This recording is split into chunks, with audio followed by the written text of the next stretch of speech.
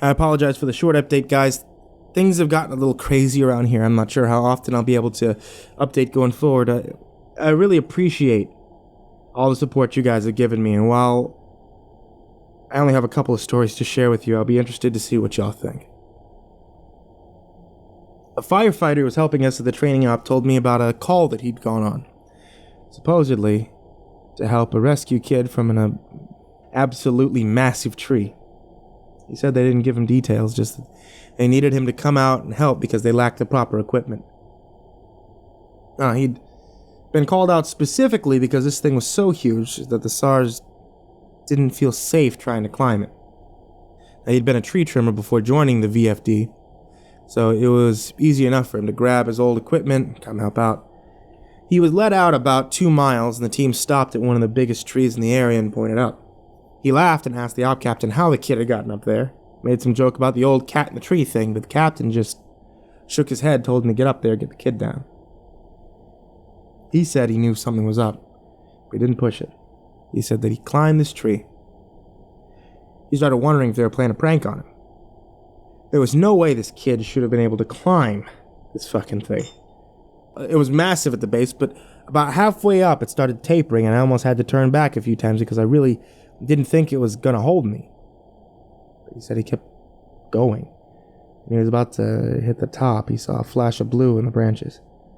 I saw the kid's shirt sort of caught in a branch. I called out to him and told him to come near me if he could, but he didn't say anything. I kept moving, calling the kid's name, telling him not to be scared, that I was there to help him. By the time I got to him, I knew that he wasn't going to answer me. I found him. What's left of him. He was cradled in the fork of a branch. The fact that he was up there was sheer luck. If he'd fallen any other way, he'd have come crashing down. Wouldn't have mattered, though, because the kid was dead long before he ended up in that tree.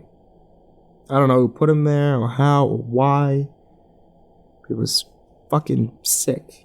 The kid's intestines had popped out of his mouth. He was hanging in the branches. It was like some sick fucking Christmas tree, the way that they had draped all others.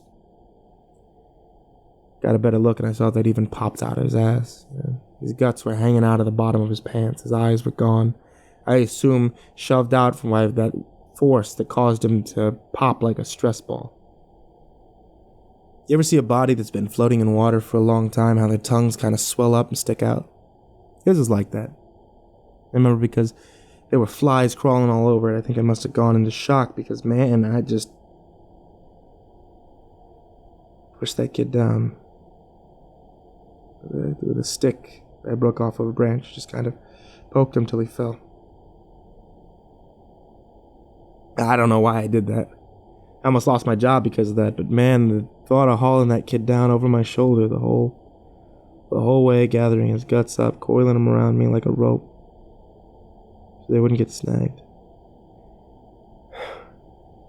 I couldn't do it. I've seen a lot of dead kids, more than I ever admit.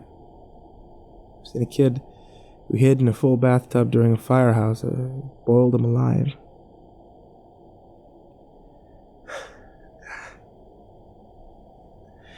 Turn him into literal soup. But this, I don't know what did this.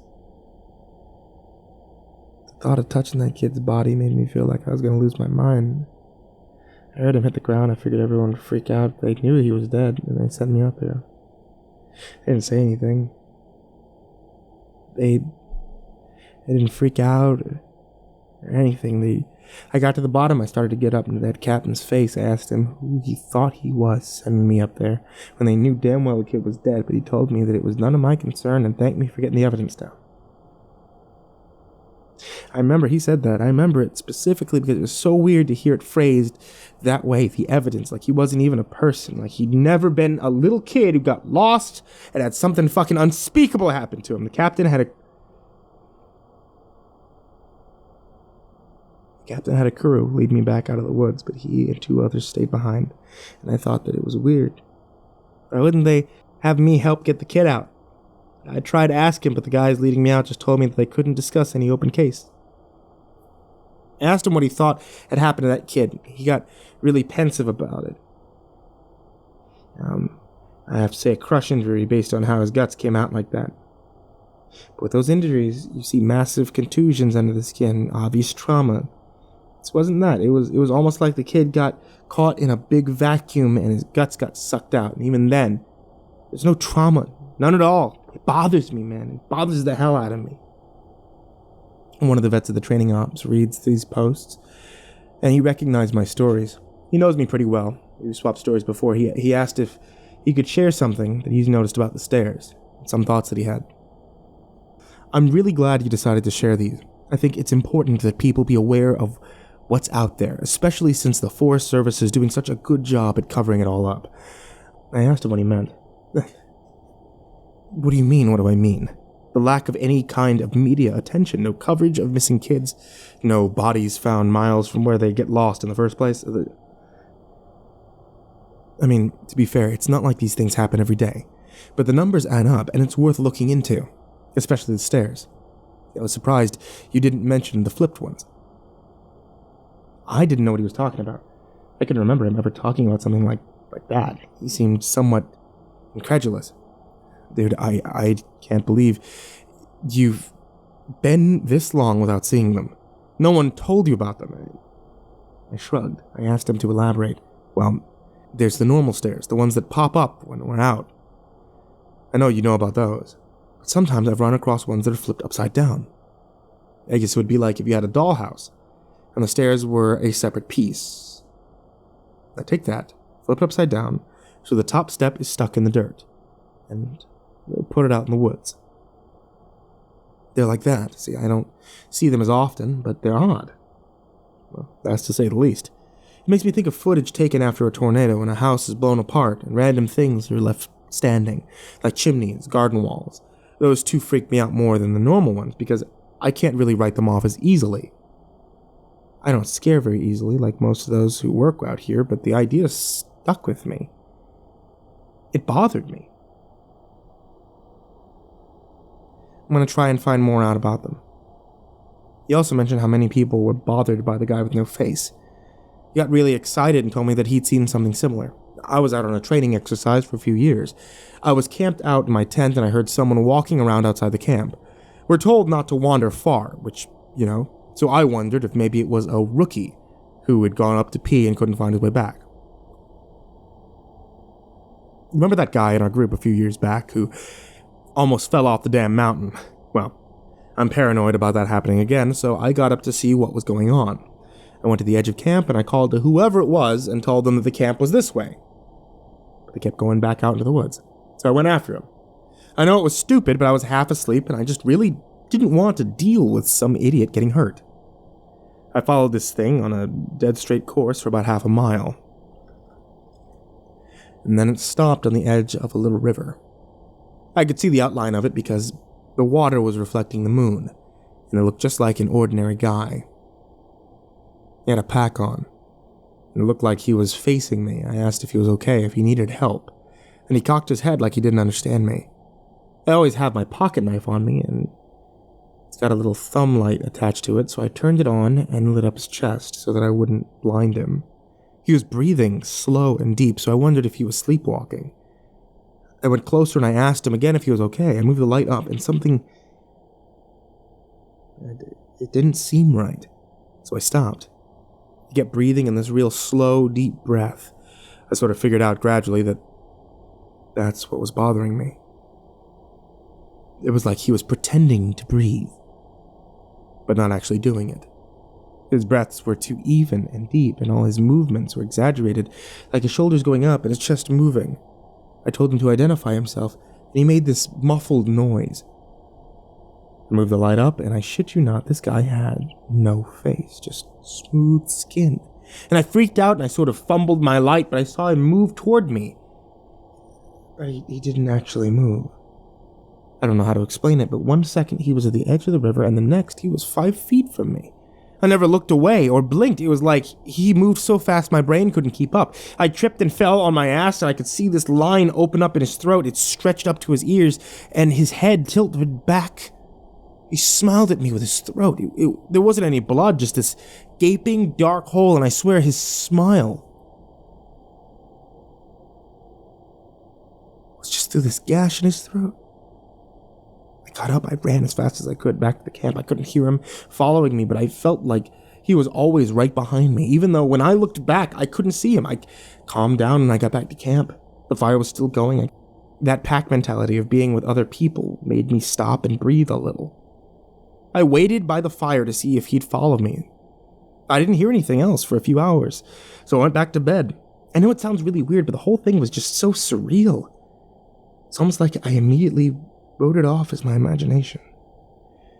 We were telling ghost stories one night before bed just to scare each other and poke fun at whoever got creeped out. Most of the time, it's the rookies, but one woman told a story that actually managed to get under my skin a little bit, and I know the same was true for the others. She said that it was true, but then again, every ghost story told around a campfire is true. Somehow, though, I don't think that she was making it up. It has that ring of truth that only really traumatizing events have. She said that when she was a kid, she and her friend used to go out into the woods behind her house a lot. She lived in northern Maine, where there's a lot of dense, unpopulated national forest. She said the woods up there aren't like they are here. They're so thick in places, the trees block out the sun almost completely. She and her friend grew up there, so they weren't scared of being out there alone, but they did always maintain a sense of caution in certain areas. She said it was never really talked about, but they always knew not to go more than a few miles beyond their homes. The adults never said why, but it was an unspoken rule that no one ventured out that far. She and her friend made up stories about bears as big as houses that lived out there. They used to scare each other by hiding and making growling noises while the others searched for them. She said one summer, there was a series of awful storms that had blown down a lot of trees and set one part of the forest a few miles behind their house on fire. Fire crews got it under control, but she said some of them came back not quite the same. It was like they'd been to war. You could tell who'd really gotten scared because they had that same look on their faces. I think it's called shell shock. Something my friend and I said that they were like walking dead people. They didn't smile or say anything if you went up to them, and most of them left town as soon as everything was over. I asked my parents about it, but they said that they didn't know what I was talking about. Once everybody was told the woods were safe again, my friend and I decided to take this hike out to where that fire had been. We didn't tell our parents where we were going, and it was pretty exciting to think that we were disobeying them like that. We hiked out about 2 miles or so. We started seeing burnt trees and stuff, and I remember my friend got really upset because we found the skeleton of a deer curled up under a tree. I practically had to drag her away. She wanted to bury it, but I didn't want her to touch it because its antlers were weird. I can't remember why. I just remember thinking that there was something wrong with them. I didn't want either of us going near it. The farther we went, the more burnt everything got. Eventually, there was no standing trees, and it was like being on another planet. Almost nothing green, just brown and black everywhere. We were standing there looking at it. Well, I heard someone shouting in the distance. I panicked because I thought that it was my dad, and that he was going to tell me that I was grounded, and my friend broke off and went to hide behind a big rock because she said she didn't want to be caught out there. Her parents had forbidden her to come out into the woods at all. She'd lied and told them we were going to a movie. I followed her. We kept listening.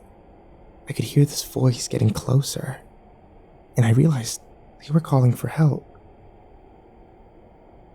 I thought maybe it was some hiker who'd gotten lost and needed directions back to town. That used to happen all the time, so I was used to helping people out. I heard him following my voice, so I kept calling out until I saw him running out in the distance. He got closer and I could see that his face was all red. I told my friend to give me her pack because she had that first aid kit. She made this noise like she was grossed out. She asked if I saw his face. I told her to shut up, and I jogged out to meet him. I stopped about halfway. When he stopped in front of me, I could see that his nose and lips and part of his forehead were all gone. It was like they'd been sliced clean off. He was bleeding bad, and I saw that his knees were red too. I took a step back, but I was too scared to move much. He grabbed my shoulders and it felt like I got a shock, and he jerked back. He started babbling, and I couldn't tell what he was saying except that he kept asking how long he'd been gone. He asked me where his unit was. I just shook my head.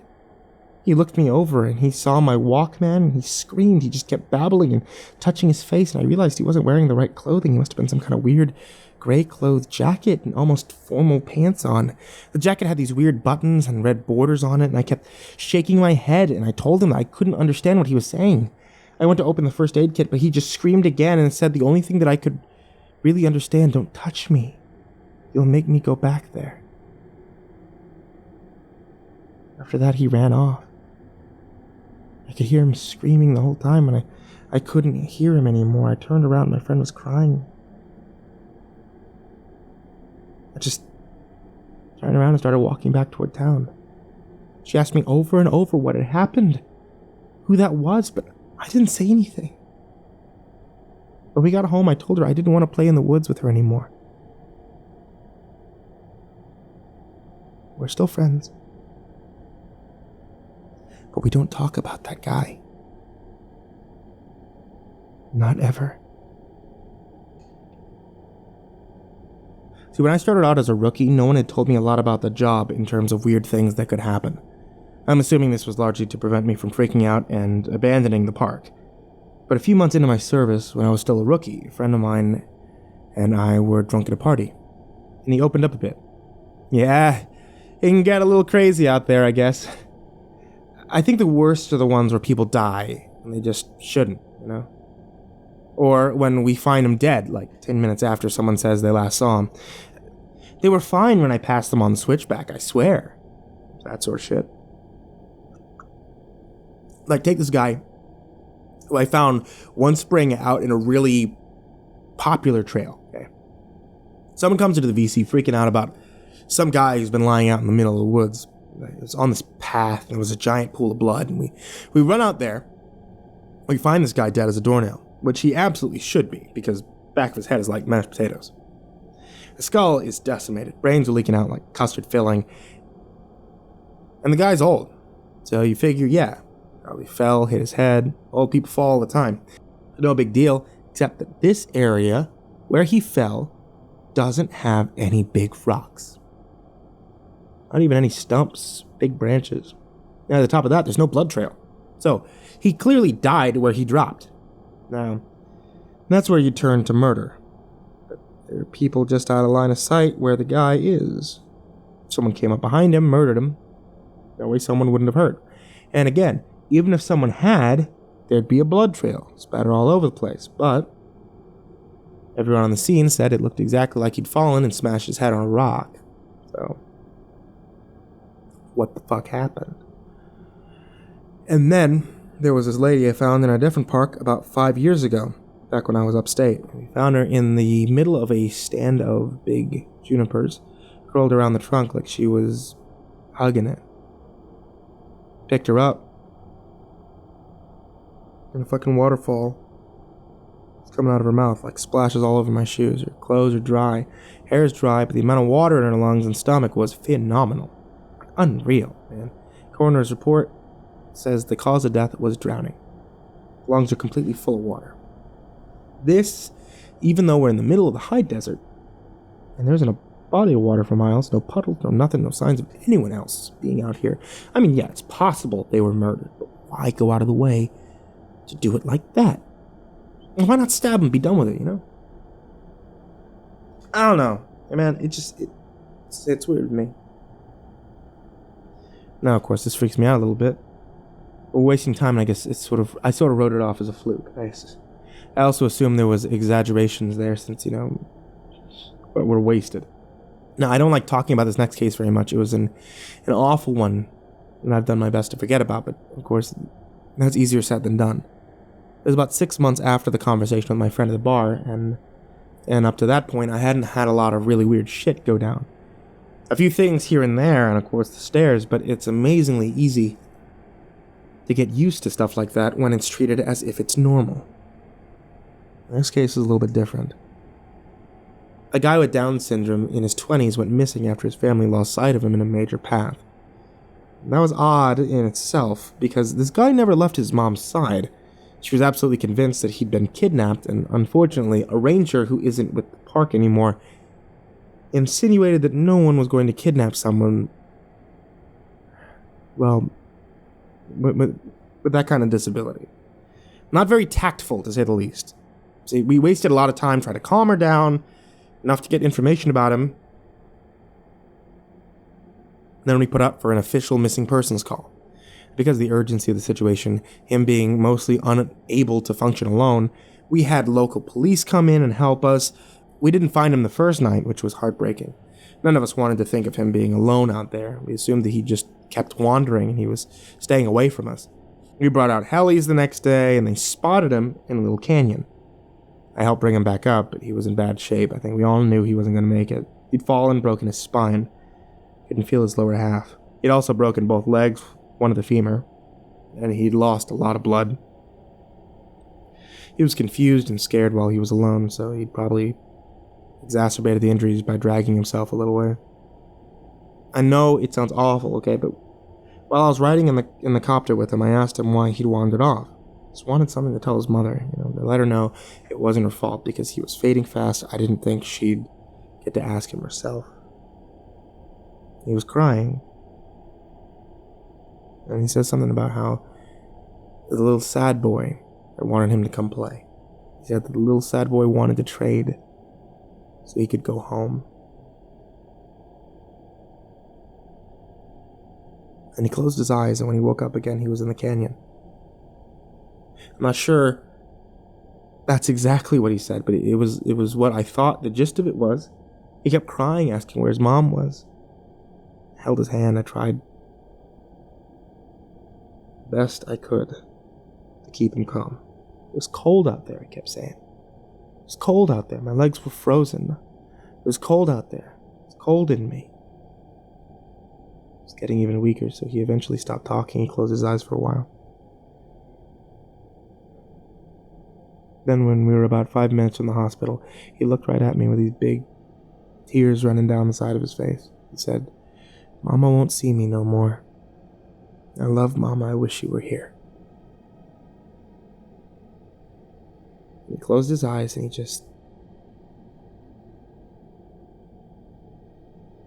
just never woke up.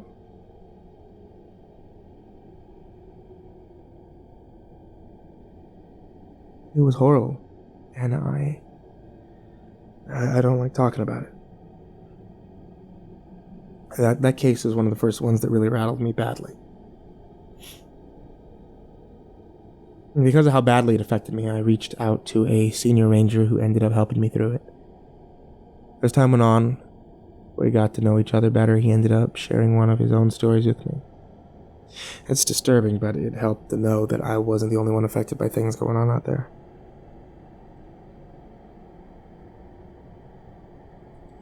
I think this must have happened before you got here, because I think if it had happened while you were here, you'd have remembered it. I know it didn't end up on the news for some reason, but I think most people who've been here long enough know about it. The place sold off a portion of land to a logging company. It was a really controversial thing. It wasn't that large or old of a plot. It was right after the recession, so we needed the cash bad. Anyway, they were felling this plot of land, and they had a call. We need to get our supervisors out right away. I don't know why. They ended up sending me and a few other guys along with their heads. I guess for power and numbers to see what was up. We get there. All these guys are crowding around a tree they've cut down. They're all pissed off, freaking out, and the foreman comes over and says he wants to know what we were thinking. "What the hell y'all think this is? Some kind of sick joke? You got a lot of fucking nerve to put this shit up here. We bought this land fair and square, blah, blah, blah." We don't know what the hell he's talking about. He brings us over this fell tree and he points. He tells us that when they cut it down, it was just like this. They'll be damned if they put it there. Now, the inside of the tree was all rotted and hollowed out in one spot. And when they'd cut it down, it had exposed that chamber, and inside it is a hand. Like a perfectly severed hand. And it looks like it's actually fused with the inside of the tree, like, I don't know. Well, now, we think they're pulling a joke. So we tell them we don't like being fucked with. We start to leave. They tell us they've already called the cops, and that they'll go right to the media if we don't stick around. That gets the head's attention. They stick around. They tell the police about it. Everyone's denying that they put the hand there. And besides, how would anyone even done that? It's clearly a real hand. It's not mummified or skeletal. It's brand new, probably like not even a day old. It's definitely fused with the wood. You can see this coming right out of it. The loggers, they insist they didn't put it there. Somehow, the fresh human hand ended up fused to the inside of this living tree. The cops have them cut up that section of the tree into like this movable chunk. And then they take the hand away. Area's closed off. It's a big investigation, but I know they didn't find any answers. Now it's become this legend as far as I know. They haven't sold any more property for logging. As you all know, I went to a training seminar recently, and I heard some amazing and horrible things. One of these guys I talked to while I was there told me a story when he was all around that campfire one night. And at this one, we were pretty drunk. You'll see a pattern here. And we were all swapping stories. He told me this one. Me and another guy, we were out on a field search because some campers reported screaming noises at night. So we head out there to look for whatever fucking mountain lion that's wandered into the area, and I'm pissed. We've had 3 of them show up in the camping area that year alone, and I'm getting pretty tired as hell of constantly having to deal with them. Plus, I just don't like them anyway. They're a pain in the ass, and they're loud, and they scare the shit out of me. These fucking cats, piece of shit. I'm groaning about it to the guy that I'm with, and he thinks that it's a real fucking riot. So we're seeing all these broken branches and what look like dens, and we're pretty sure that we know where this thing is. I call in, they tell me to confirm if it's possible, which just means that they want you to step in a big pile of shit. Use that as proof. I'm not seeing any though, so I basically just tell them to shove it. I'm done. We know that damn thing's out here somewhere, even if I'm not stepping in shit, or inside its mouth, or whatever. See, guy I'm with wanders off to take a piss, whatever, and I stay behind watching this little burrow under a tree to see if maybe a fox or something is living under it, because, man, I love foxes. So, they're cute as hell. But anyway, I'm watching this tree. I start hearing branches crackling. And it's coming from the direction my partner went opposite of. Now, I got my pistol, but you and I both know it's not going to do shit against a cat. I cock it, and holler for my partner, get his dumb ass back. It's too far, it can't hear me. I stand up, get my sights on where the thing is approaching, and I shit you not, man, I just about peed myself. This guy's coming towards me, and he's backflipping through the fucking woods. Like, instead of walking, he's doing these crazy backflips, and I swear to God, he cleared every fucking log and bush in his path. Like, it was like he knew right where he was going. I yell at the guy to stop right where he is, and I'm pointing a gun at him, but he keeps coming, and I just kind of lost it. I shot at the ground in front of him. It was dumb. It was a dumb fucking thing to do. But man, I didn't want this guy anywhere near me. When I fired, he's about 50 yards from me, and as soon as the gun goes off, he whirls around. It goes off, backflipping through the woods.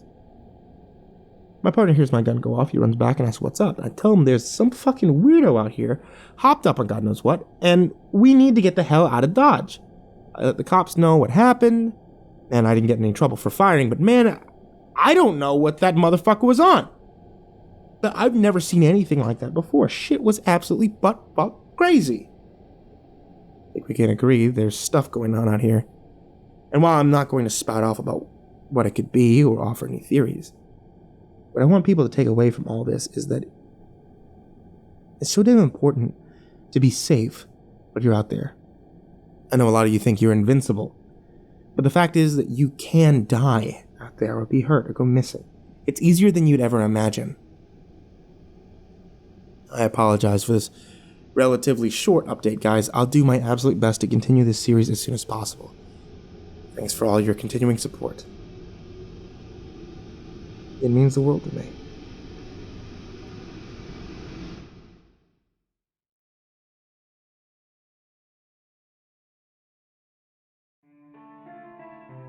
Hey there kids, it's me, MrCreepyPasta. Just wanted to say thanks so much for listening. You guys are what makes this channel worthwhile. There'll be new horror stories every Tuesday, Thursday, and Saturday night, as well as gaming live streams every Friday and Sunday night. Please help support on patreon.com/MrCreepyPasta, and you can hear me as well as many other creepypasta narrators live 24/7 at SCRM Radio.com. Sweet dreams.